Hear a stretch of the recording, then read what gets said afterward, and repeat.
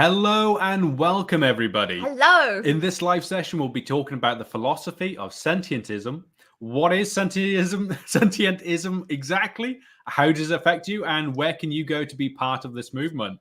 Joining us today from the UK is Jamie Woodhouse, an advocate for evidence, reason, and compassion for all sentient things through the philosophy of sentientism.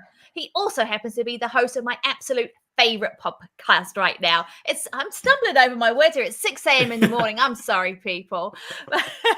It's lovely to have you here, Jamie. Thank you so much for joining us today. Yeah, it's a real pleasure. It's an honor to be your guest and to have the chance to talk with your audience. Thank you. And the kind words about the podcast are wonderful. It's sometimes difficult to know whether there are real people out there listening. So it's great to know that you are, at least. Thank you.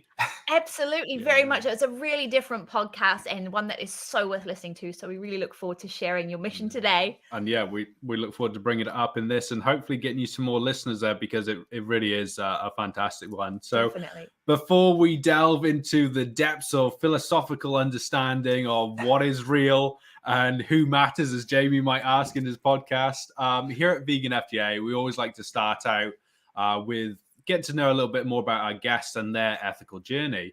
I understand you were a vegetarian from your mid-20s, but felt it was the social norms that kept you from making further changes. This is something I'm sure many of our viewers here today can relate with sort of being trapped by those social norms. Yeah. Can you tell us a little bit more about this stage in your life and how you led the break away from that sort of those norms and adopting a vegan lifestyle?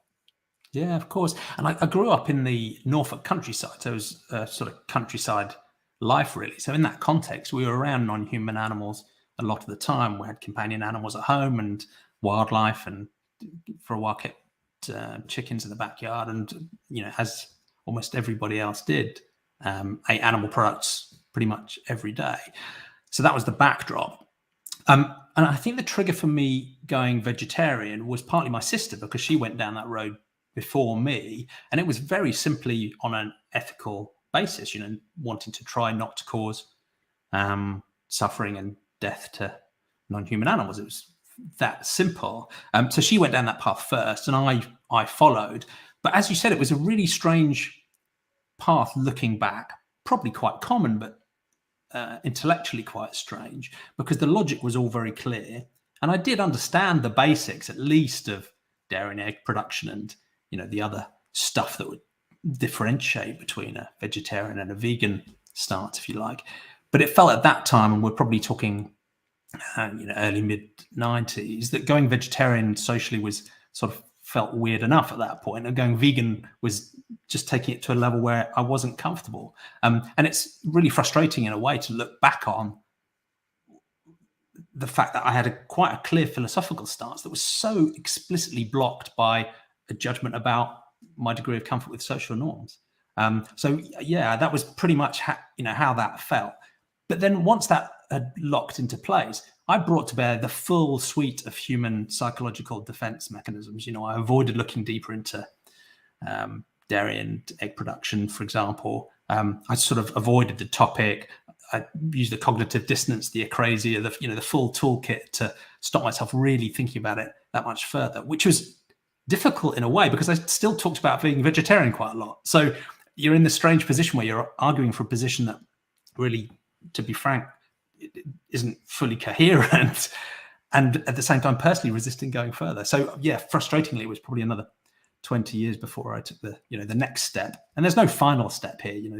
There's no perfect end goal we're achieving, but clearly at the same time making that commitment to being vegan, and it's still a meaningful, and to me now, obvious step forward.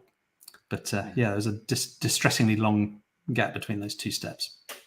Well, I find it really interesting, because for me, learning more about, you having that sort of more rural sort of upbringing, because like for me, I had the same, and it's often a case where for anti sort of vegan and sort of people, they're always like, oh, they're all city dwellers.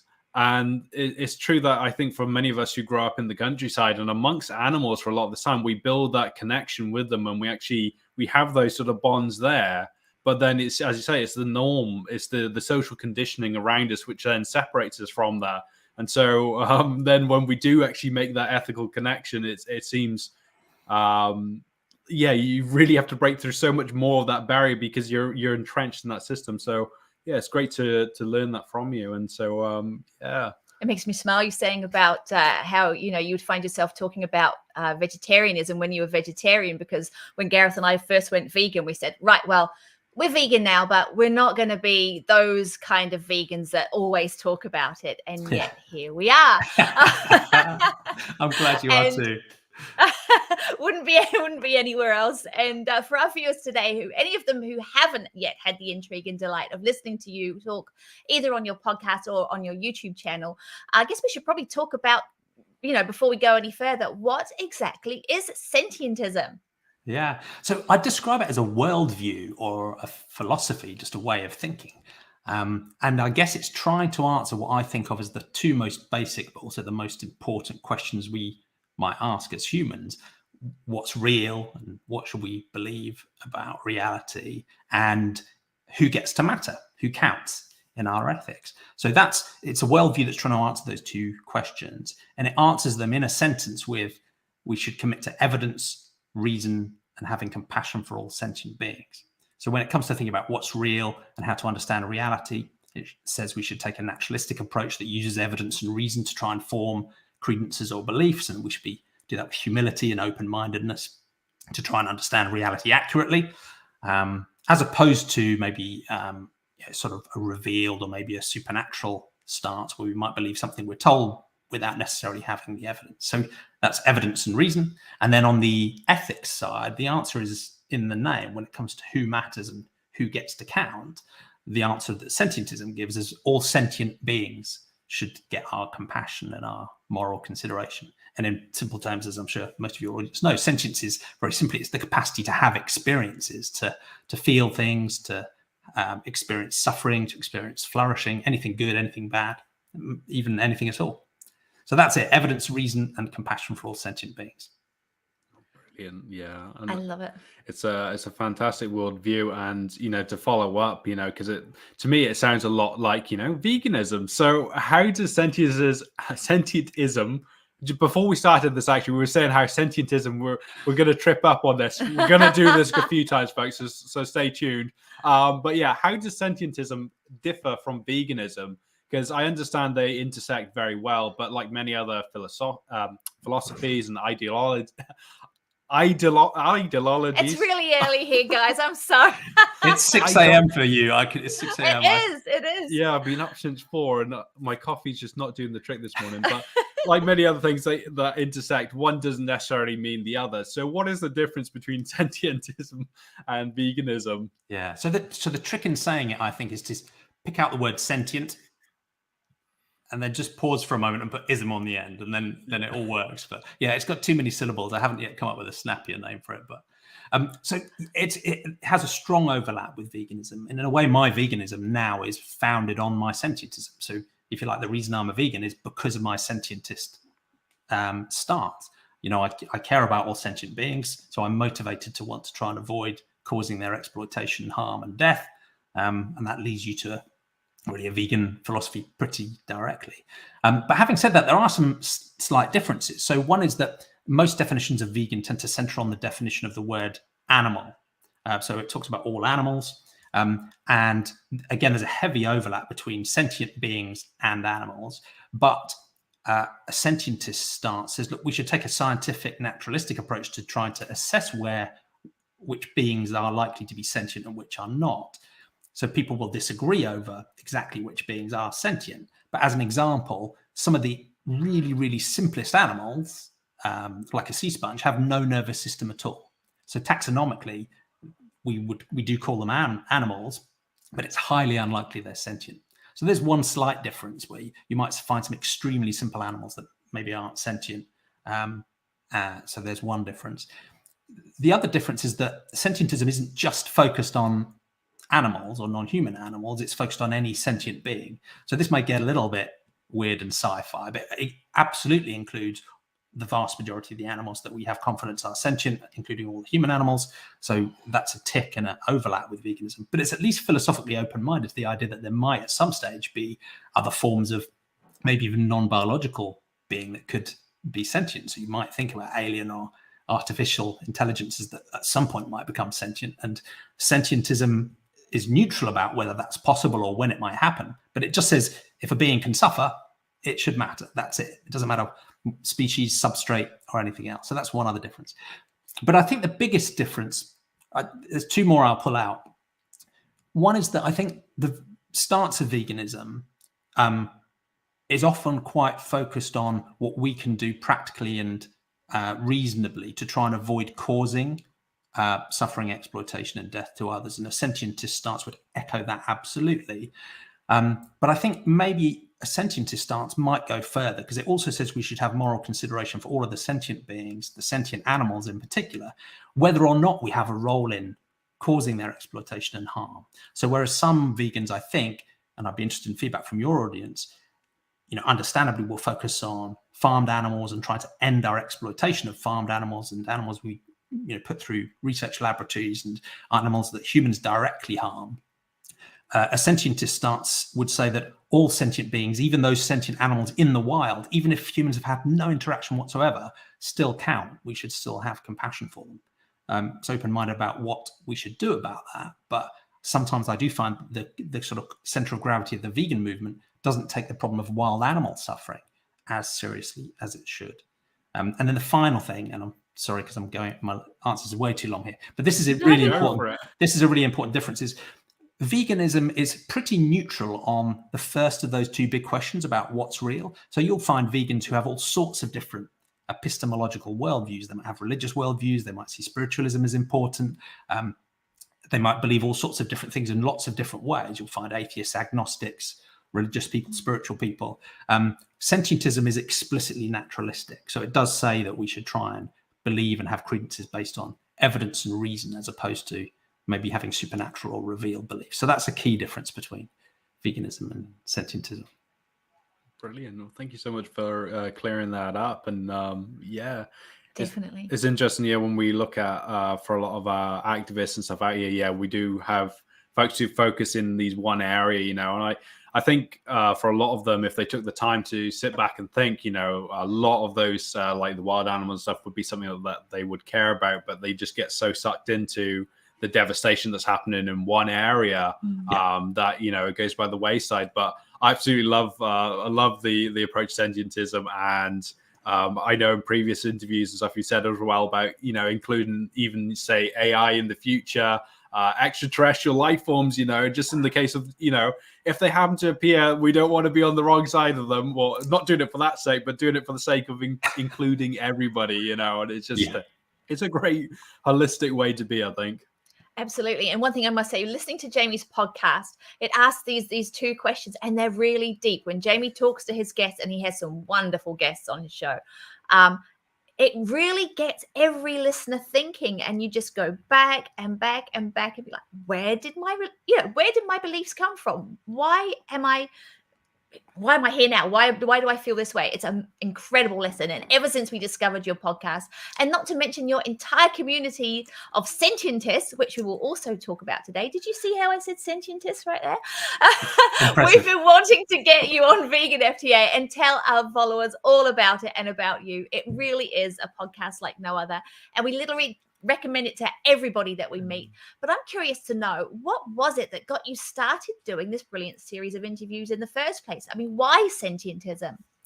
Yeah, so it might be worth telling a little bit of the story about how I came to the idea, even in the very early days. So I grew up in a sort of fairly unremarkable Christian context in the English countryside, and religion wasn't particularly central to our lives, but we went to church a few times a year, and it was just assumed that this stuff was sort of true. There was a God and there was heaven and hell, and you followed certain rules and you went to church, and it was infused into school in quite a gentle way as well. But in my teenage years, I started digging a little bit deeper, partly because I found some ethical problems I wasn't very comfortable with within Christianity, to do with sexism and in-group, out-group friction and some very traditional social ethics, if you like, but also because the evidence and the reason just wasn't stacking up for me anymore. So I was finding logical inconsistencies within that one religion. And then I started reading more broadly about all the religions of the world and their fascinating history over thousands of years.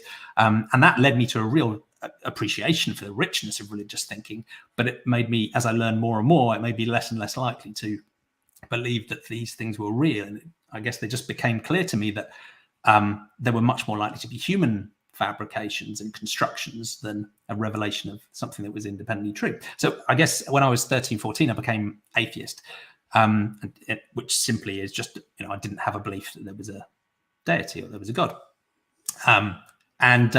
But atheism is a somewhat unreal, uninteresting stance, really. It's just the stance that you don't believe in a particular thing. You might be a unicornist or a dragonist and just, well, so what, right? You just don't believe in this thing.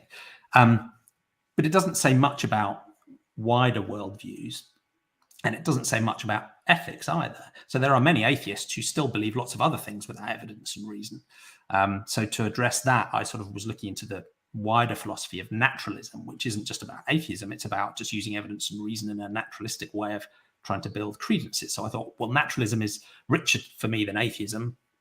It's a methodology, a way you can go about trying to, with humility, understand the world. So I'm still an atheist now, but I sort of centered on naturalism as something that was deeper and more important to me and more broadly applicable, because you can use it everywhere, not just when thinking about whether there's a God. But it doesn't say much about ethics. It strips away some of the things that might rely on a supernatural belief, but it doesn't give you anything extra. So again, there are atheists and naturalists with all sorts of different ethics. But then I came across humanism, which I found quite an interesting idea, because it was saying, look, you don't need a religious worldview to have a well-grounded ethics. We can use evidence and reason to think about what to believe. We can recognize that humans are sort of evolved apes living on a planet that's been around for a few billion years and a universe that's been around for 14 billion. And ultimately, all this stuff is just physics. But we can also declare a universal compassion for all human beings too. And I liked that idea because it said, look, confidently, we can be naturalistic and we don't need a religious or a supernatural worldview for our ethics. Why not just be nice to each other, right? Universal compassion for all humans. Clear tick. So that was one strain of thought. The other was to do with my developing thinking about non-human animal ethics. And the two ended up clashing to some degree, because the humanists, again, the clue is in the name, many humanists do care richly about non-human animals, and there are humanist vegans and so on, but the philosophy and the movement and the programs of change and the mindset of most humanists is still very anthropocentric. It's still, again, the clue's in the name, it's about humans. So I was looking around for a worldview that took non-human animal ethics seriously, but was still naturalistically grounded. And it just didn't feel like there was anything there. So I was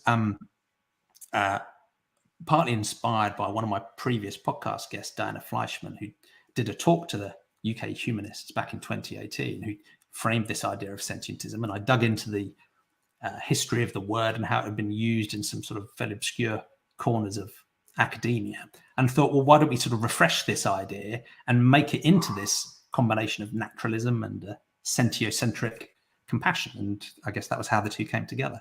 And I found it interesting because although they were independent, lines of thought in my mind, one was about this sort of naturalistic way of understanding the world, and one was about going beyond a humanist compassion to a compassion for all sentient beings. There still felt like there were some real parallels, because in both instances, I think you might argue that even 2-3-year-old children start out in those positions quite naturally. Most young children are sort of like mini scientists in a way. They don't believe things that aren't true yet. They're exploring the world, trying to understand things, build their knowledge of things in quite a neutral way. And I think most young children also have a compassion that goes beyond the human too. There are instances of young children hurting non-human animals for curiosity reasons, but I think most young children would grant compassion and have consideration, not want to needlessly harm non-human animals.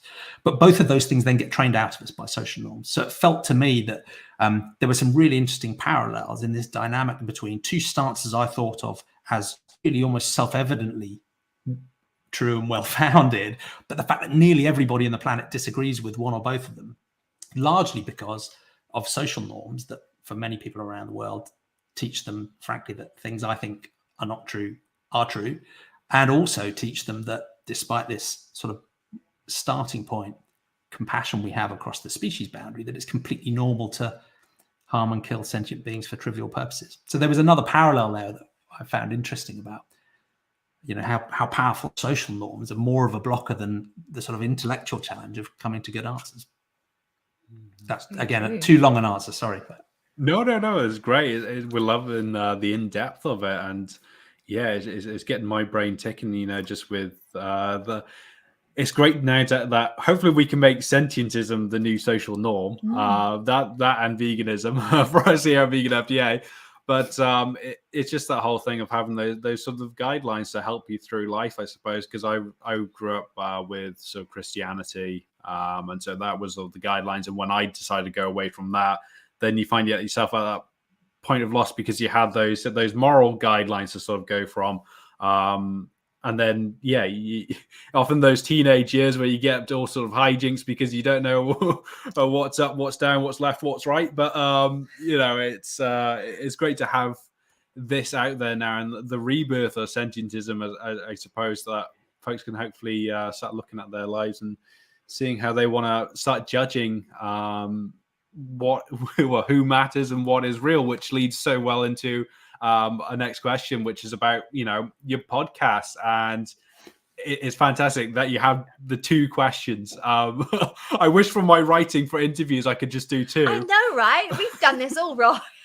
But you have an impressive and diverse array of guests, and these are 2 very big, very important questions. And the first poses what is real, and the other asks who gets to matter.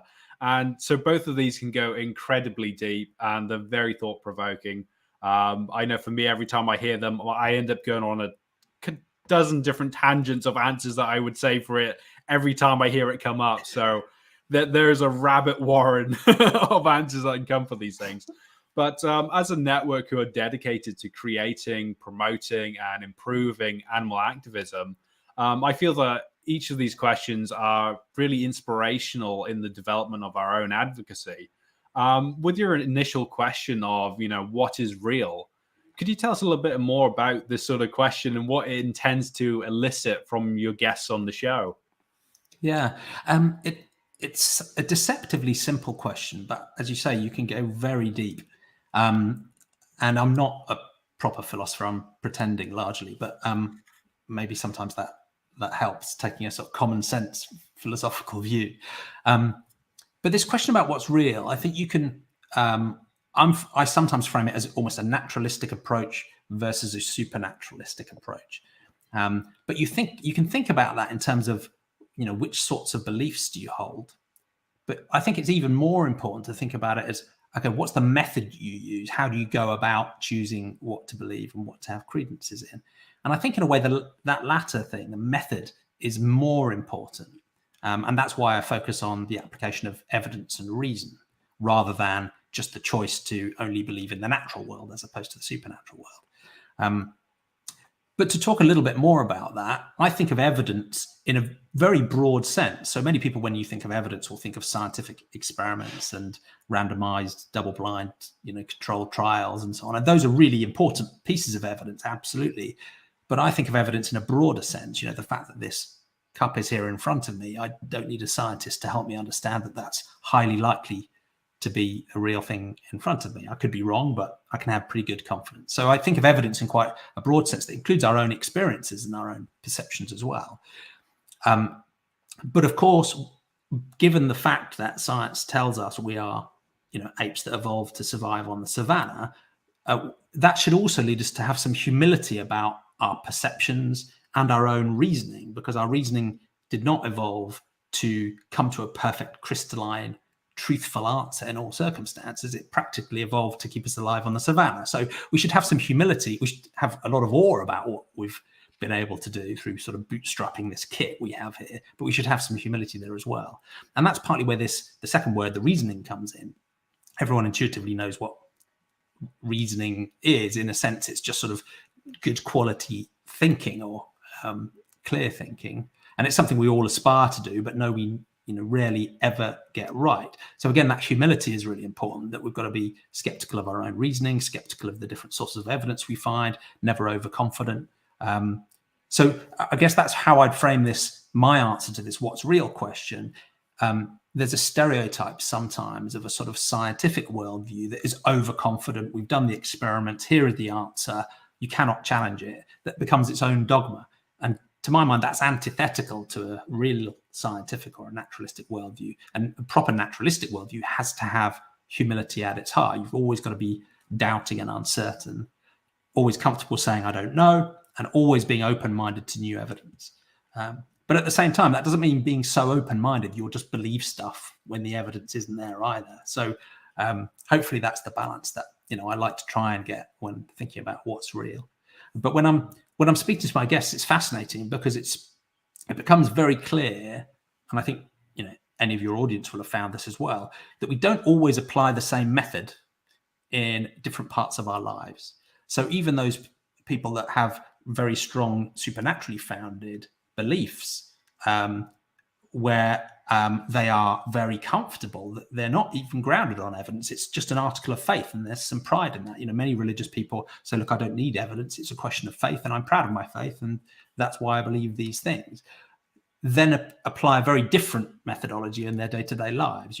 Most people will, you know, check that there's petrol in the car before going on a long journey, you know, so people will use the sort of naturalistic scientific method in their day-to-day experience, even though they might set out other parts of their life or their worldview where they'll use something very different that might be, you know, what my parents taught me, or what a religious teacher taught me, or what I read in a book, or what a homeopathy website told me. So it's quite interesting to see that compartmentalization. And I guess sentientism is suggesting that we should try, it's difficult, but we should try and use evidence and reason in absolutely every domain of life, not just sort of parcel some out where it's uncomfortable for us. So that's interesting to explore with my guests. Yeah. Definitely. It was a great explanation. It's got me going back to when I was vegetarian and considered myself very spiritual and had crystals everywhere and namaste here, there, and everywhere, but I still kept chickens in the backyard. I still consumed eggs like it was going out of fashion. So, yeah, this is a very interesting comparison. But yeah, we could keep talking to you all morning. But throughout recent episodes of our activist series, which we've just launched, we've seen a recurring theme so far from seasoned activists that we need to meet people where they are at. And if we wish to be consistently effective, we have to consider other people's worldviews, what is real to them, and advocate accordingly. But of course, this is not always an easy task. I've heard you talk on many podcasts in which the host and your points are perhaps on different ends of the scale, but somehow you always seem to find some middle ground, which is very different and commendable. Do you have any advice for our viewers on how you conduct yourselves in interviews like this, and how can we each try to open a meeting space and be open to others' seemingly opposing worldview? Well, the first thing I'd say is I'm probably better at it in conversation than I am when I'm being snarky on Twitter. So for any of your audience who want to, you know, think about using me as a role model, you know, there's a strong word of caution there. It's difficult, but it's particularly difficult on emotive topics like these, because as many of your audience will know, you know, the social norms around veganism and carnism are so powerful that it's extremely difficult to have a productive conversation. And it's absolutely true on this naturalism question as well, because topics of, you know, spirituality or alternative medicine, or is the earth flat, or is QAnon real, or religion, you know, are equally as emotive. So in a sense, I'm sometimes being a bit of a sucker for punishment, because I'm challenging many of those different deeply held stances at once. The other thing I'd say is that the middle ground is not always the right answer either. And there is a tendency, and I feel the pull of this as well, because I have quite a strong motivation to be liked, despite the fact I'm snarky on Twitter sometimes. You know, when I'm in a conversation with someone, I want to be liked. I want them to like me. And that can lead you into looking for a middle ground. But sometimes the middle ground is the wrong place to be. You know, the middle ground between a vegan philosophical stance and a carnist stance, the middle ground is not the right place, right? It's quite clear what the right answer is. So rather than it being about finding the middle ground, I think it's a question of maintaining firmness about your own stance and clarity about your stance and the implications of that. We don't need to give that up. We don't need to appease. We don't need to be weak. We don't need to fold. We don't need to ground where it isn't granted. But at the same time, in the style of conversations we have, be very open that we are open to challenge on those things at all times, and look for opportunities where if someone challenges us and they're right, that we admit that and we acknowledge that, to sort of set an example that, we haven't just come up with our own dogma that we think is correct and we're now going to have a battle of dogmas. Our stance in a naturalistic sense is anti-dogmatic. The whole point of evidence and reason is if the evidence shifts and your reasoning shifts, then your conclusion should shift as well. And if you focus on that in a dogmatic way, you're undermining your own position. So, but then in terms of engaging with others, I think it really is important to try and understand genuinely and deeply where they are coming from. And we can use our own personal examples. I can, when I'm talking to someone about veganism, I can think about how I was as a teenager and in my early 20s, and how I felt and how I thought, and the social norms that had formed my opinions, and use that to build some sort of empathy and understanding for where people are coming from. But understanding doesn't mean you have to agree with people. It just means that we can, understand their context. But then I think the other thing that's useful, again, is not necessarily about finding a middle ground between different stances, but it is about finding some common principles.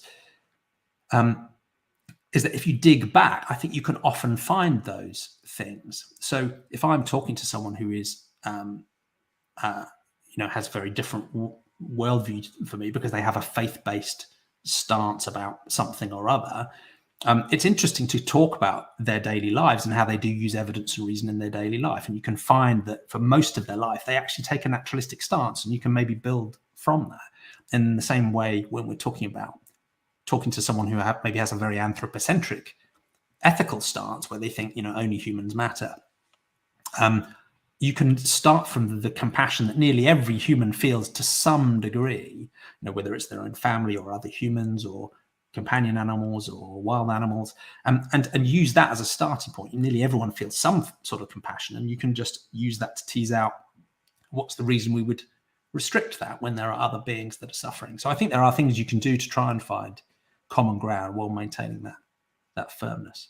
And I guess the only other thing I would say is that these two things often overlap quite powerfully. So some people would like to keep ethics and the epistemology, if you like, the knowledge stuff separate. So over here is, how do we believe and what do we believe? And over here is what's right and wrong and good and bad. But they do often link. And I think your audience will find that when you're talking to people about veganism, sometimes there's pushback is simply, I don't care, right? That's an ethical stance.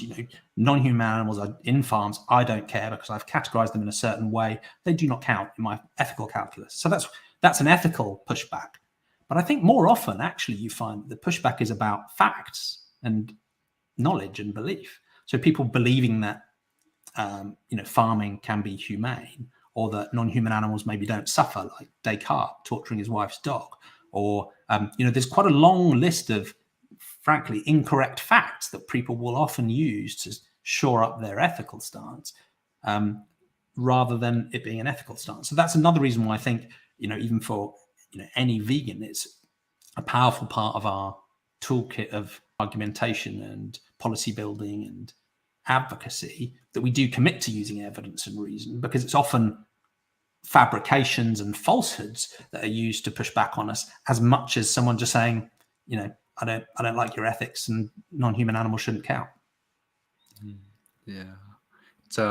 It's always fascinating for me to listen to you during some of these things. And if you go to the Sentientism podcast, the Sentientism website, you can find some of these podcasts that Jamie's been on, and heaps of them. Yeah, there are heaps of them. And I see in the comments we've got Wayne Like to Walk on YouTube and saying about Earthling Ed's approach. And I believe this is what is known as the Socratic method. And so, it's finding those meeting points and getting people to bring up what they're passionate about, what they care about. When they say, I don't care, it's that invitation to ask, well, what do you care about? And I know for myself in my my battle of words over the internet, mine's been on LinkedIn. But, with folks, they bring up, say, about, oh, well, what about the damage to the earth, from doing all the crop farming and stuff like that. And I'm like, well, I care about the earth too, Did you know about this? And you find those, as you said, those meeting points. You can be at different ends of the spectrum. They might be trying to deny, that crop farming would be better than farming animals. In some cases, it can be worse. So just, having all the information. But, it's a whole thing of finding something that you can agree on. And yeah, I noticed in the interviews you've done, you often, you'll agree with a point from them that is mutual before then sticking to, well, at the same time, sticking to your ethical and moral principles. So yeah, it's fantastic. But yeah, once again, and I think you're right. Earthling Ed is great at that. The Socratic method is really good. And there's another methodology which is quite closely allied to it called street epistemology that's worth looking up. So one of my recent guests, Mark Solomon, works on this, and it is that very much that approach. The idea is not to win an argument or to win a debate or even to change someone's mind. It's to, through a process of constructive, respectful questioning, one, to understand the other person's position in much more depth and in a more granular way, but also to help them, without challenging them explicitly, assess why they believe these things and how well is that grounded, and what might actually change their mind, what evidence would shift their worldview. So it's a really positive, constructive toolkit for trying to have those conversations. Yeah. Oh, fantastic. Thinking activism. Yeah. Well, that's your homework for today, folks. Street epistemology. Do some research on that. I know that will be my homework after this. So you had no problem saying that. That could have gone horribly wrong. Yes. Yeah, it's not a 6-syllable word. It's tricky. Yeah. I'm on and off this morning. I am. So, but yeah, I'm looking forward to learning more about that sort of that method. And yeah, it's fantastic. But this all leads very well into our next question about one of the things that we often come across is people, they're always looking for recognition that they're right, especially when they're wrong. In an age of misinformation and information overload, there is always a source to agree and both disagree with whatever point of view we want to put out there. And so there's another question as to whether those are valid or not. But, everyone wants to believe that they're right. And so we see this from industry, politics, even occasionally in the vegan sphere. This sort of propaganda sort of coming forth that is based on false information. And while our cause might be just, we were so passionate about this great cause that we're going blindly into it. We're not taking that time to really reason about where this information is coming from. And so something I feel would be valuable for our viewers here today is your insight into thinking in credences rather than binary beliefs, and being open to saying, I don't have all the answers. Yeah, I think that's deeply important because, as you say, motivated reasoning is a problem, even if your motivations are good. And when you're committed to a cause that is so urgent and so egregious and so obvious as, for example, veganism is to us, it's very easy for that motivated reasoning to kick in because it feels like it's sort of justifiable for me to, warp the truth or use that extra argument or tell this story, which isn't really true. And of course, what happens quickly if we do that, if we overstate our case or if we're overconfident or if we're over dogmatic, is you just get undermined and the movement's credibility is challenged as well. So if people are out there saying, veganism cures cancer, frankly, it's not helpful to the people who might believe them, and it's not helpful to the movement as a whole. We have to be more humble and more grounded. And I think what you picked out there is a really good way of doing that, because us humans, we love binaries. So we love believing or not believing. It's like a switch on or off, yes or no. And that's dangerous because it's much harder to switch if you're 100% committed or 0% committed to something. And that's one of the reasons I like this move from belief or not belief to this idea of credences, which are basically like, how confident are you in this thing, rather than do you think it's true or do you think it's not? Another thing people might be interested to look up is Bayesianism, which is actually a sort of mathematical decision theory that you can use. Most people don't actually run the calculations in their heads, but if they want some more formality behind it, that's quite interesting to look up. But in simple terms, what it's saying is, let's be more confident when the evidence is strong, and let's be less confident when the evidence is weak, which sort of sounds obvious, but it's a fundamental shift in our thinking. And it can also help in our conversations too, because instead of saying, I believe this and you believe that, and we're so far apart that it's hard to have a conversation. If someone says, well, I'm 85% confident and I'm 23% confident, and the numbers in a sense don't matter that much, but there's already an indication that you might be willing to shift those numbers if the evidence changes, and it just puts you into a different position. So I think that's a really interesting way to think. Instead of saying, yes, I believe that, no, I don't believe that. What's my degree of credence in that? Does that tie up with the strength of the evidence? What evidence would move that credence up or down? And it just puts you in a more constructive position for a conversation, and I think it's more appropriate too. And the extreme example of that is just also getting comfortable not knowing. We have this sort of inbuilt assumption that we must be able to know everything, and unfortunately that just isn't the case, and we should just get intellectually and emotionally comfortable saying, yeah, that's a really interesting question, I don't know, I might have a credence, but I don't really understand the evidence, so I'm not even that confident in my own confidence, so let's go work it out maybe together and enjoy that process. Whereas again, emotionally, we're just sort of driven to an overconfident stance. It feels reassuring to us, and we just need to, I think, give that up a bit more.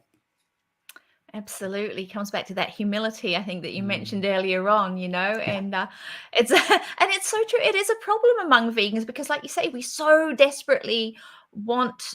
We've got our cause that we're so passionate about. We know this has to be the way that we move forward. Everybody is, in the future.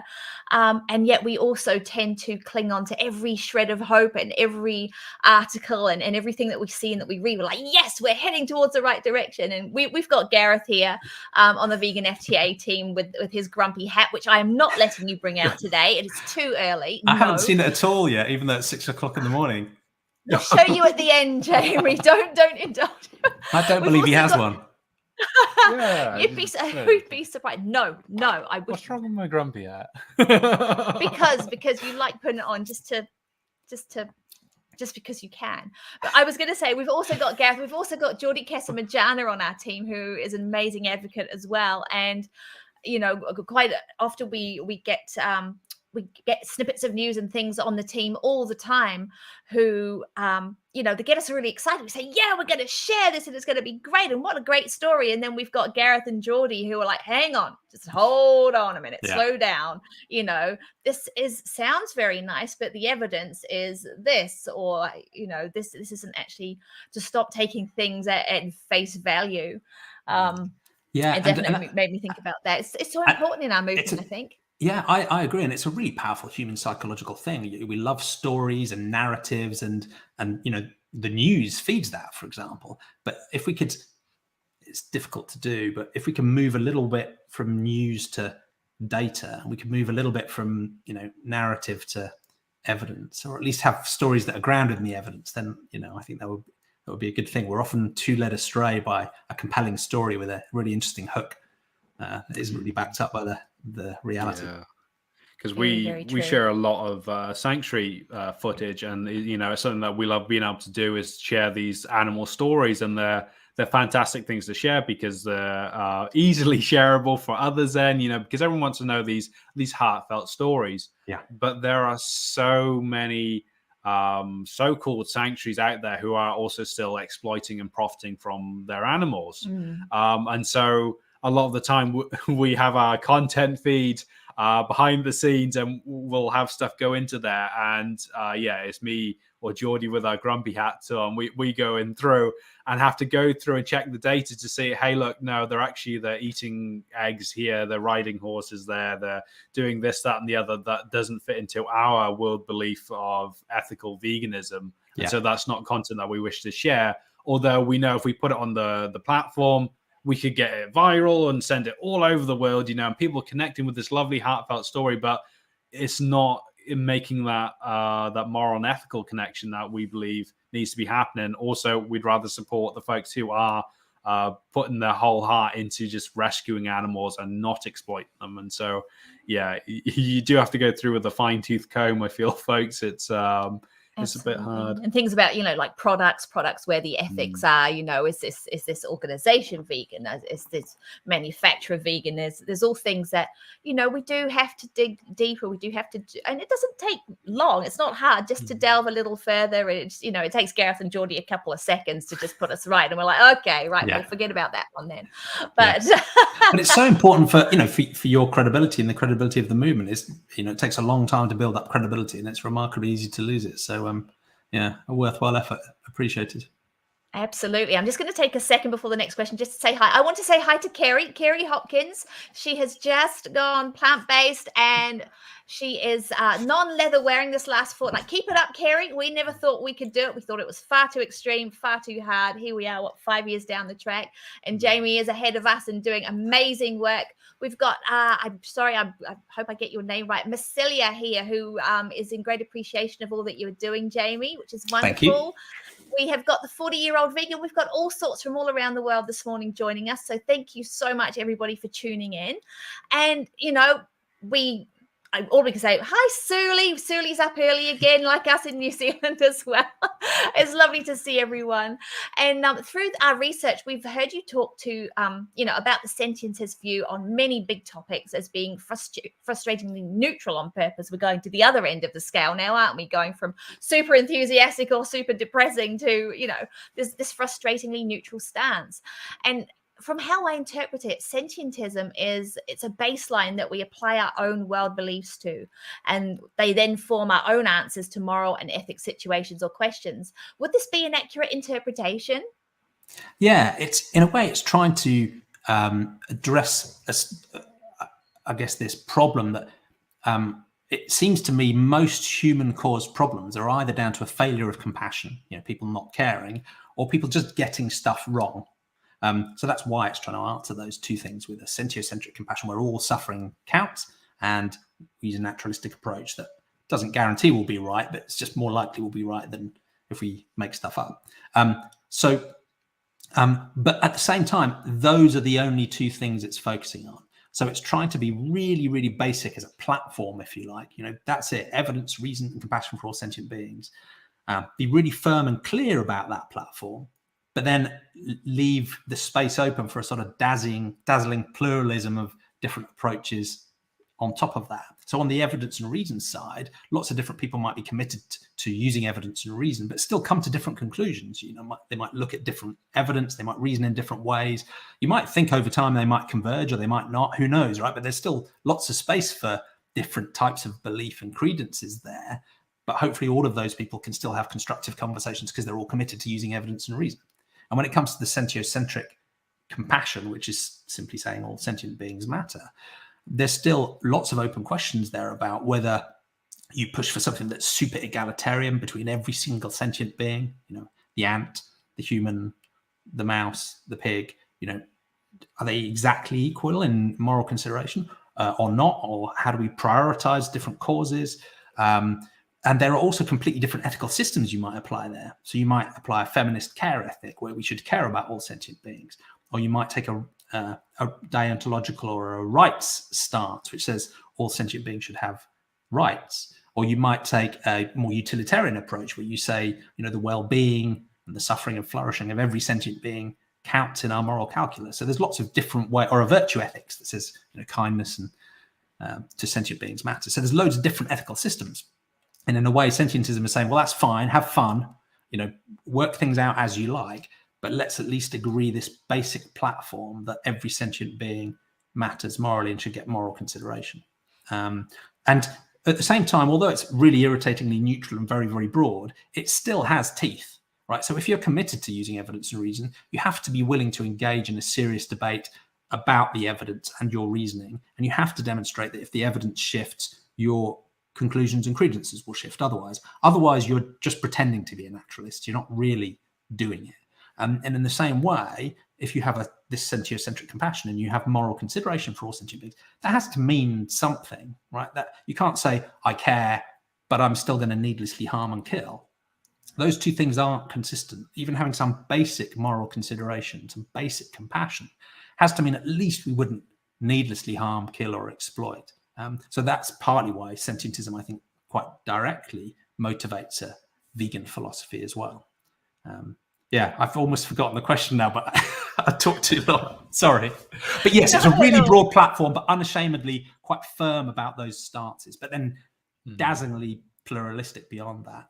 The other thing that I hope that can do is that it also leaves lots of space for different traditions and cultures and ways of thinking around the world to still sit on top of that platform.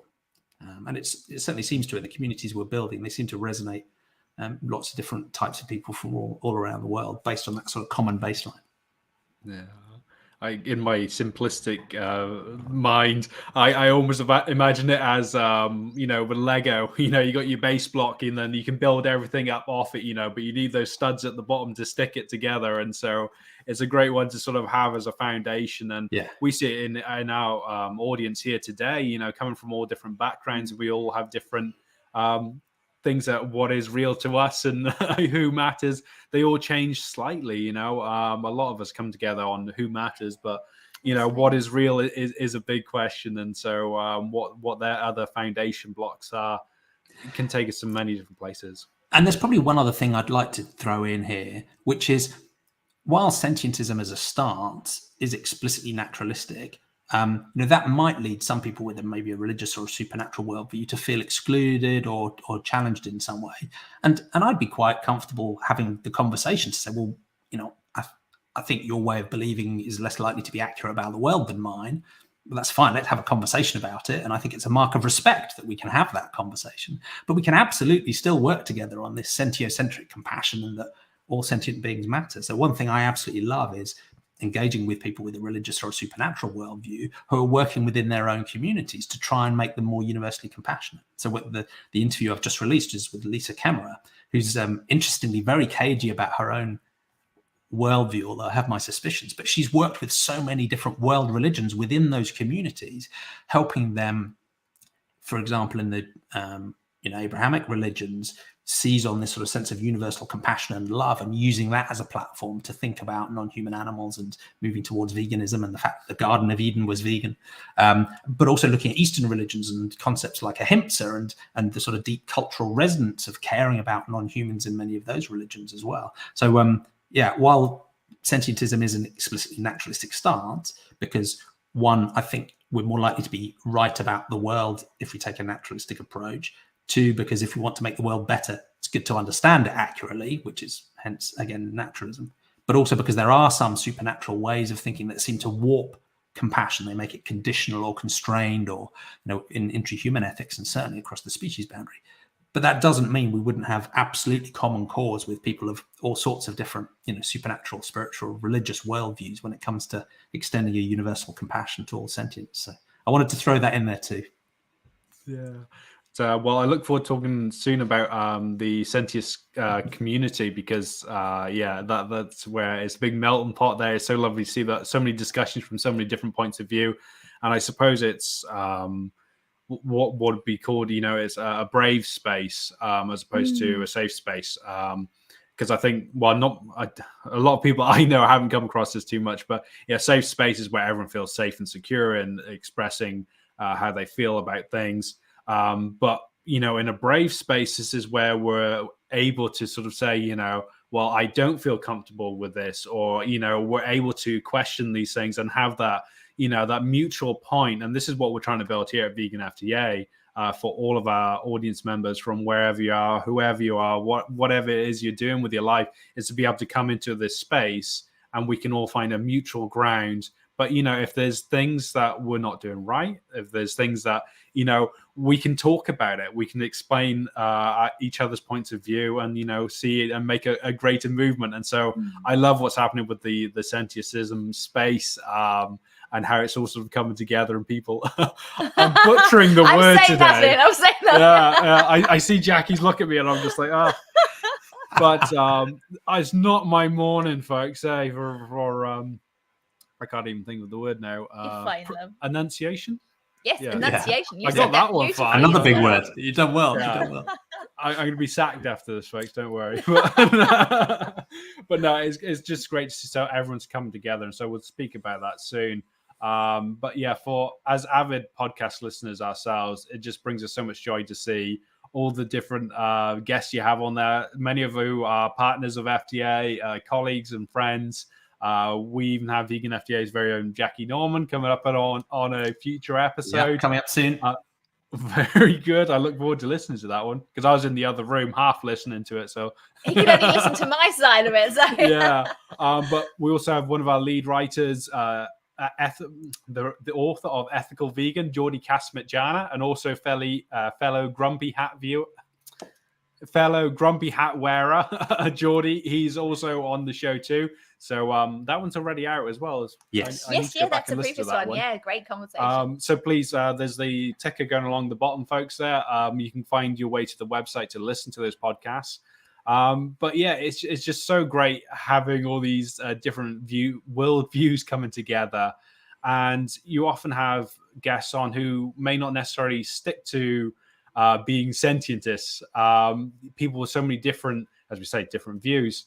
And it's brave to have them on. For us with Vegan FTA, we often focus on aligning views, because we're trying to endorse sort of this vegan message for the animals. But for you, you have so many different little changes to it. Yeah, they don't necessarily agree with you, which I agree is very brave. Is there anything in particular that determines who you have on the show?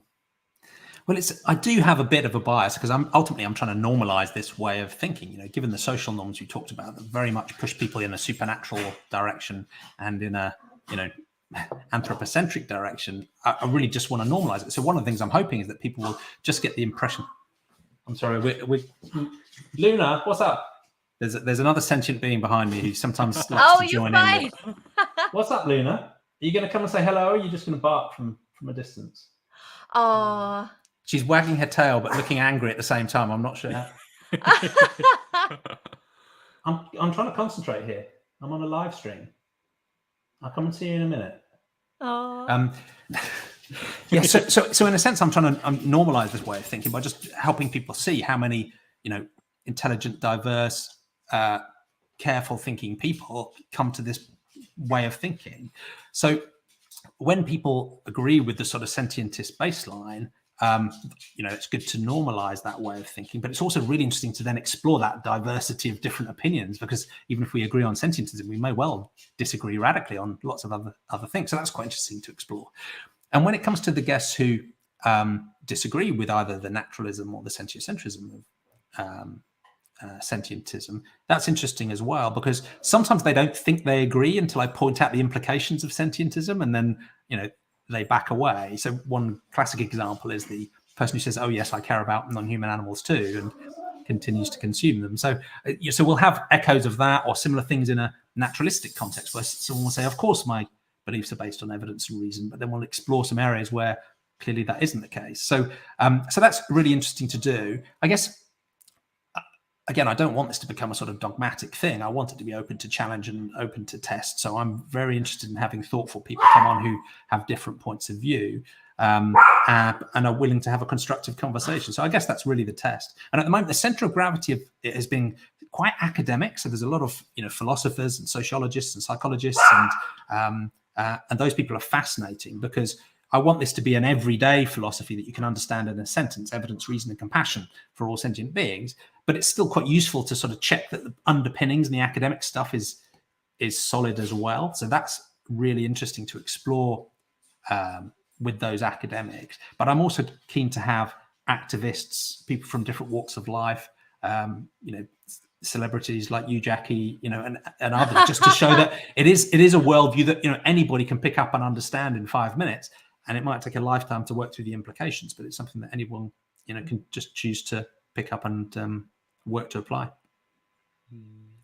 You've got a wonderful, wonderful range of guests. I mean, very, I should say surprising, but it's not surprising at all, because there are so many people in the movement doing amazing work, and you've. Yeah, honestly, I think. How many podcasts have you done now, Jamie? We're on 100 I think we're up to 121 now.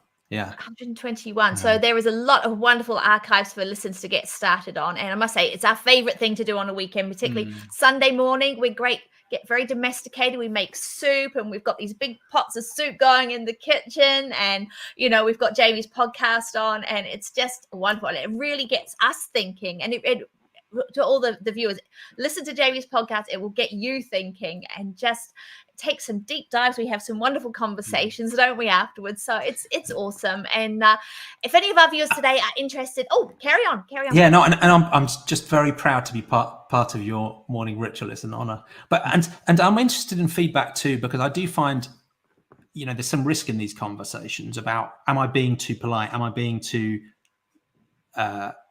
gentle with people? And I'm always interested in feedback about whether I'm getting that balance right, because these are difficult topics to discuss. So, one of the interesting conversations I had was with Frans de Waal, who is probably one of the world's best known animal scientists. So he shares my naturalistic stance and my views on religion and supernaturalism. So that's a very comfortable part of the conversation, and how that plays through into sometimes damaging ethics and the good and the bad of those worldviews.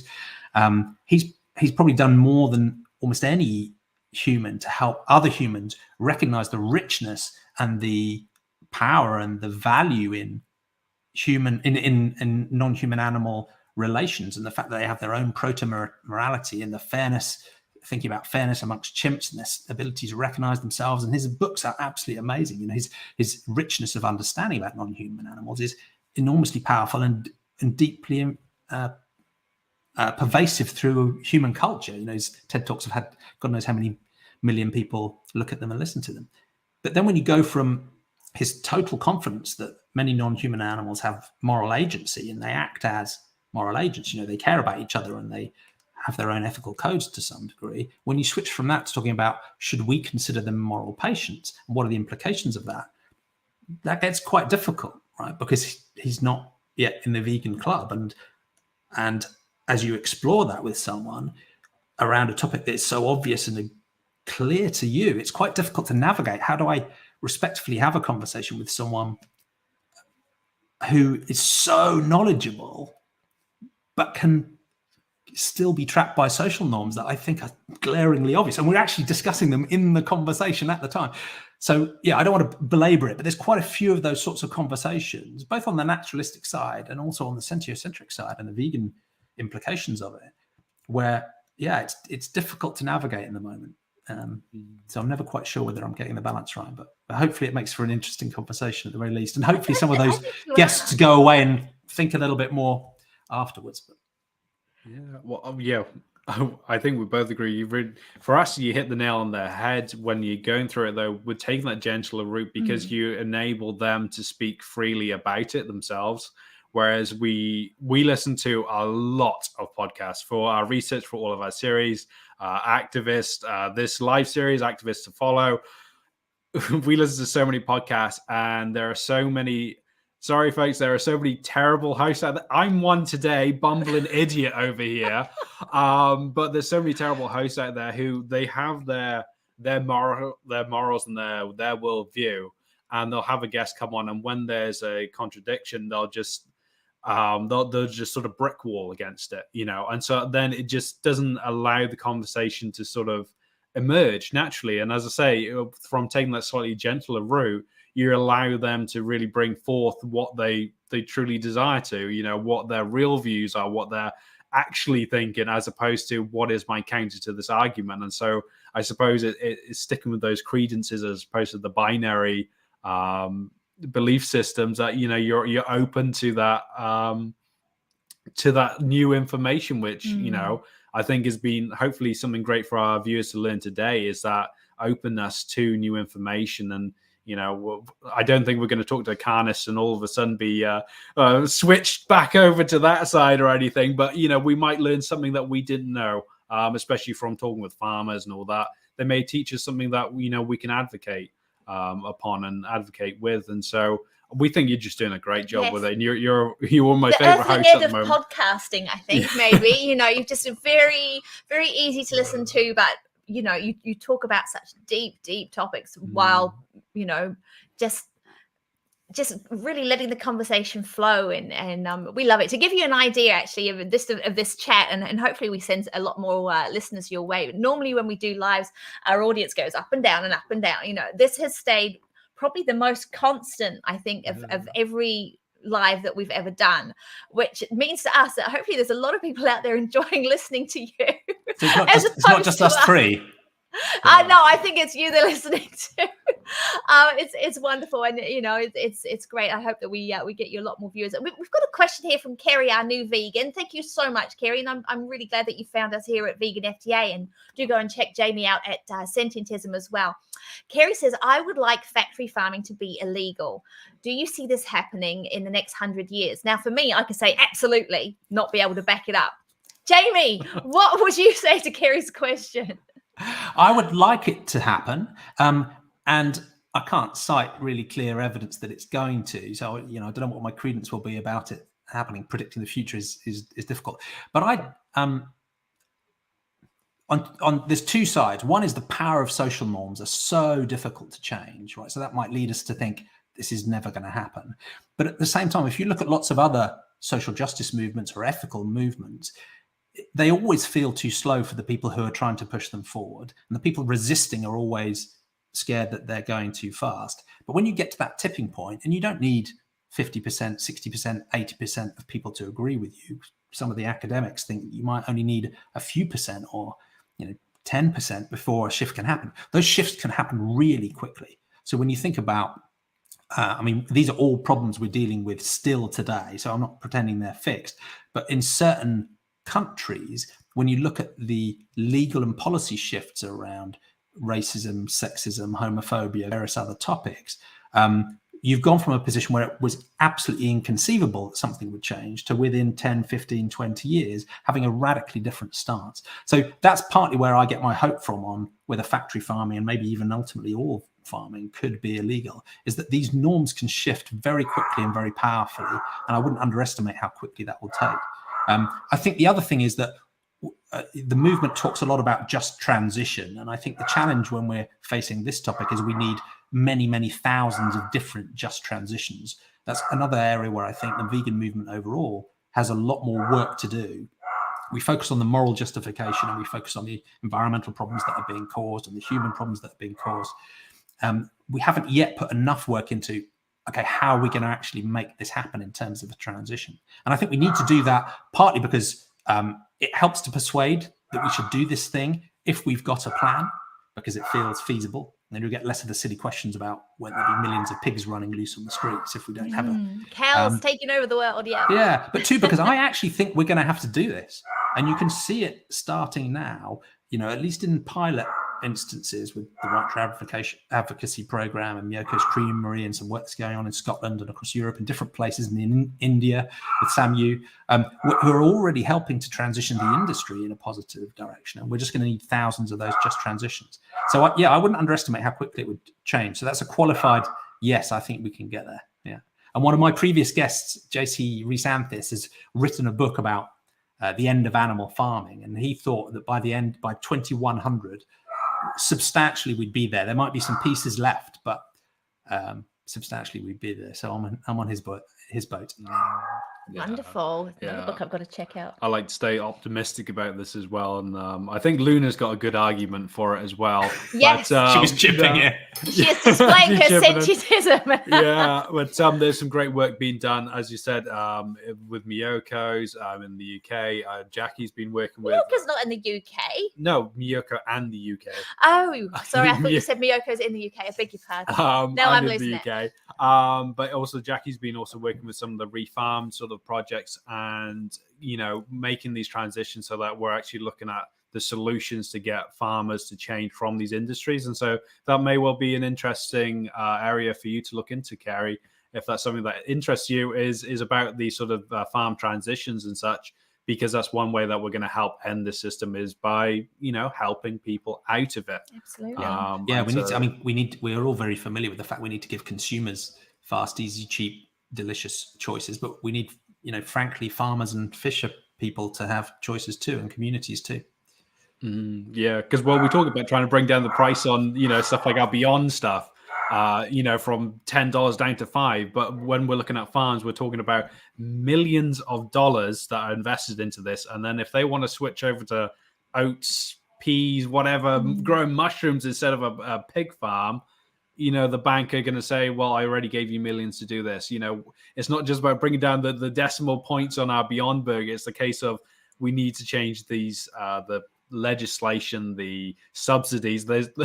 I won't go into this because Luna will get very grumpy with us holding you up so long. It's the full stack, right? It's the full stack needs to change. Absolutely. Yeah, the full stack, and we need to start looking at these production points, not just the retail points. And so there's a great world to go into there, and hopefully for you, Kerry, there's a lot of episodes on here, and we're going into it a lot more this year as well with some of these methods that we can change this. And so stay tuned for that. So we should quickly aim to finish up, and then Luna can really voice her concerns. And just so I wanted to bring up about the Sentientist community that people can find. Yes, it's not just a podcast. Yes, it is not just a podcast. It is a brilliant place to meet many like-minded people on the view of sentientism, and not necessarily everything else. And so it's a great place. Would you like to just share with our audience today a little bit about this community and where they can go to be part of it? Yeah, absolutely. So sentientism is a worldview. It's not really anything else. So there's no money, there's no governance, there's no organization, there's no, it's just a way of thinking. Right? It is that sentence that people may or may not choose to apply to their lives. But having said that, we have built up a range of online communities around the idea. But again, they're open to anyone interested in these ideas. It's not exclusive. There's no gate. You don't have to be sentientist to join. We have people with religious and supernatural worldviews. We have people who aren't vegan involved as well. Just anyone who's intellectually curious and willing to engage with the topic. So the simplest thing to do is work out how to spell sentientism, which is just sentient and then ism. And then you just Google that and you'll find us everywhere. So we have sentientism.info that you can see scrolling through. That is my somewhat amateurish website that has all the links. And in terms of the communities, the biggest one so far is on Facebook, but we also have a Discord and a Telegram and a Quora. We have accounts on Instagram and Twitter, both at Sentientism and at Jamie Woodhouse for my personal one. And the podcast is on any podcast platform. It's also on YouTube as well. So if you want to actually see the painful expressions of myself and my guests as we wrestle with these deep topics, they're on video as well as podcasts. But yeah, I just Google us, come and find us. You can join any or all of those communities. And I'd love to continue the conversation because there's no end to the journey here. If you're committed to evidence, reason, and compassion for all sentient beings, it's that's not an end point. That's a starting point, really. So yeah, I'd love to hear what people think and get people involved. And I think the other thing that is worth bearing in mind is because it's such a broad worldview, it is something you can apply at every level of everything, right? So it's something you can apply in your personal life in terms of that journey to veganism, in terms of thinking about credences and how do we choose what to believe and applying that. But it then runs through every other level of human organization, institutional change, governance, our consumption decisions, local politics, national politics, even through to, what would it look like if the UN took a sentientist stance on policy? Would we have, sentientist development goals that didn't just care about human sustainability, they cared about all sentient beings? Would we have, instead of a Universal Declaration of Human Rights, would we have a Universal Declaration of Sentient Rights? And by the way, I've drafted both of those just to get us ahead of the game. So it is, yes, because it's so broad, you can apply it at every level all the way up through to international governance. And I guess that's the dream state. We get to that point where, that's how humanity works. And we can hopefully be better placed to fix the problems we've caused and move towards a better world for all sentients. That would be amazing. Well, folks, please do head to it. Actually, I will drop an extra link just in the end of the comments here as well, just so that people can click directly and go straight there. I'll link to the website because you can find everything from there. It is such a brilliant place to be. You'll probably see us bumping around in there as well. Yes, we invited it as well. Kerry, do head over there too. It'd be great learning place for you. We've wanted you to get you on the show for so long, Jamie, ever since we first discovered your podcast. And it's brilliant to be able to share with our community today.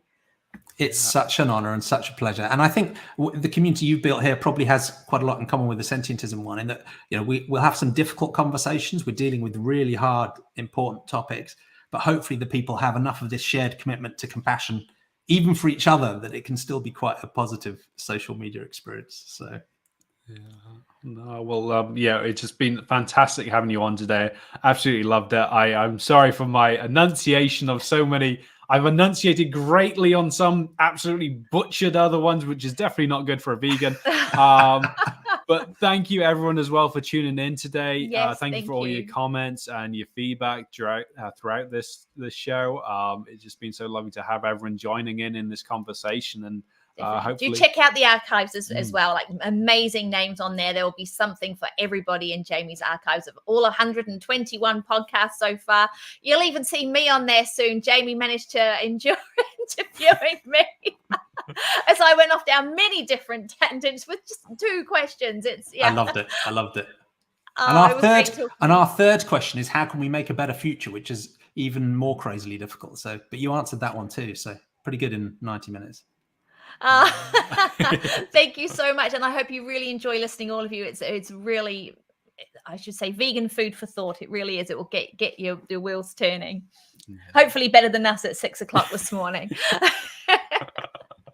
Well, once again, thank you everyone for tuning in. Please do click the link and go check out the website and get subscribed to the podcast, the YouTube channel, follow on Instagram, join the Facebook group.